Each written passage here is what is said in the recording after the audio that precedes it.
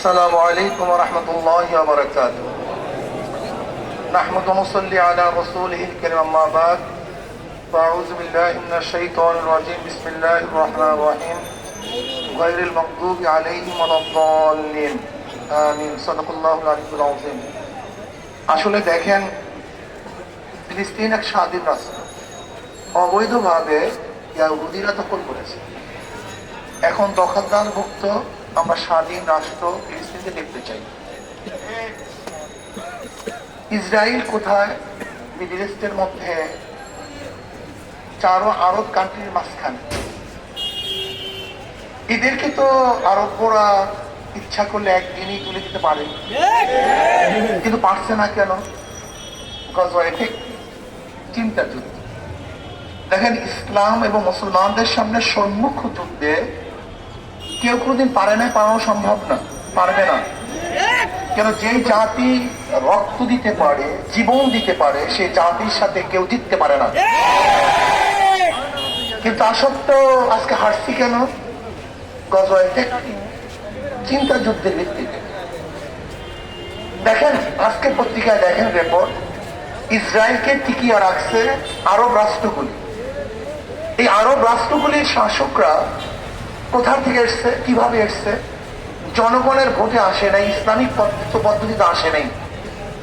আগের থেকেই ইসরায়েলের দোসররা তাদেরকে ক্ষমতা বসিয়েছে, তাদেরকে কন্ট্রোল করেছে, মেধা ধোলাই করছে। ধর্মীয় যেই চেতনা ছিল সেটাকে নস্যাৎ করছে। সেখানে কি করছে? অপসংস্কৃতি চালু করছে, ওদের ইমানকে ধ্বংস করছে। যদিও লেখা আছে, দেখবেন চুপ্পা যা বাল খেলা পড়া, আসলে ওরাই হলো ইহুদিদের সবচেয়ে বড় বড় দালাল। প্রথম দালালটাকে চিহ্নিত করতে হবে। এই দালাল কারা? আমাদের দেশে 90 দালাল আছে।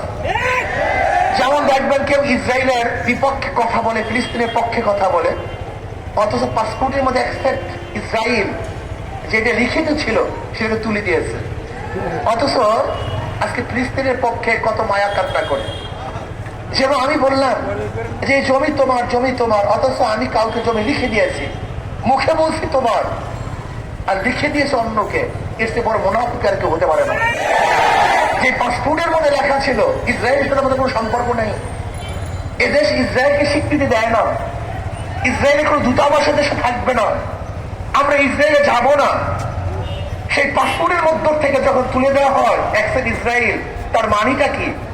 যে এদেশের সংখ্যাগরিষ্ঠ মুসলমান ইসরায়েলের বিপক্ষে, কাজী তাদের মুখে বলতে হবে রাজনৈতিক স্বার্থে, কিন্তু তলে তলে তাদের সাথে পুরোপুরি সবকিছু সেট হয়ে গেছে, কন্ট্যাক্ট হয়ে গেছে। আমি শেখ হাসিনাকে বলতে চাই, যদি আপনি ইসরায়েলের বিপক্ষে থাকেন, ফিলিস্তিনের পক্ষে থাকেন, তাহলে আপনি ইসরায়েলের বিপক্ষে একটা সৈন্য বাহিনী গঠন করুন, একদল মুজাহিদ আপনি গঠন করুন, আপনি সৃষ্টি করুন আপনার তত্ত্বাবধানে। আপনি সৃষ্টি করুন যে বাংলাদেশ থেকে কত যোদ্ধারা ফিলিস্তিনের পক্ষে, ইসরায়েলের বিপক্ষে যুদ্ধ করতে চায়। আপনি সৃষ্টি করুন, দেখবেন ইনশাআল্লাহ বাংলাদেশের হাজারো লক্ষ কোটি জনগণ মানবতাবাদী, শুধু মুসলমান না, যারা মানুষের পক্ষে, মানবতার পক্ষে, তারা ওই হিংস্র জালেম ইসরায়েলের বিপক্ষে অস্ত্র ধারণ করবে, ওদের প্রতি লড়াই করবে, যুদ্ধ করবে, ওই দেশ থেকে তাদেরকে উৎখাত করবে ইনশাআল্লাহ।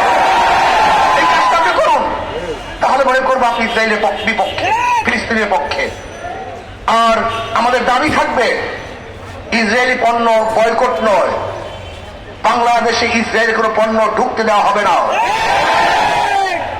আইন করে নিষেধ করতে হবে, ইসরায়েলের কোনো পণ্য বাংলাদেশে চলতে দেওয়া হবে না।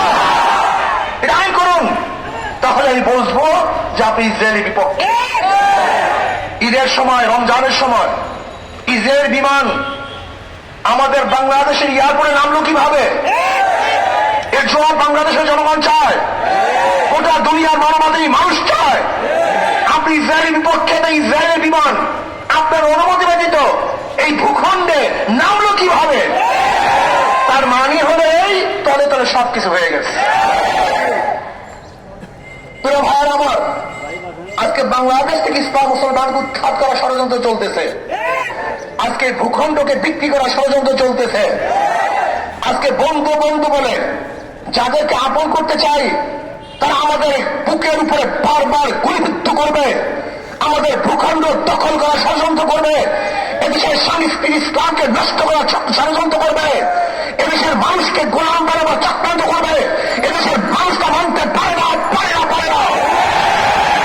কাজী শুধু ইসরায়েলের বিরুদ্ধে নয়, ইসরায়েলের দূষকদের বিরুদ্ধে যে ভারত ইসরায়েলের পক্ষে নিয়েছে, ইসরায়েলের পক্ষে কথা বলেছে, ইসরায়েলের পক্ষে তার দাবি তুলেছে, সেই ভারতকেও বাংলাদেশের মানুষ বয়কট করে তাদের আহ্বান করতে পারে না।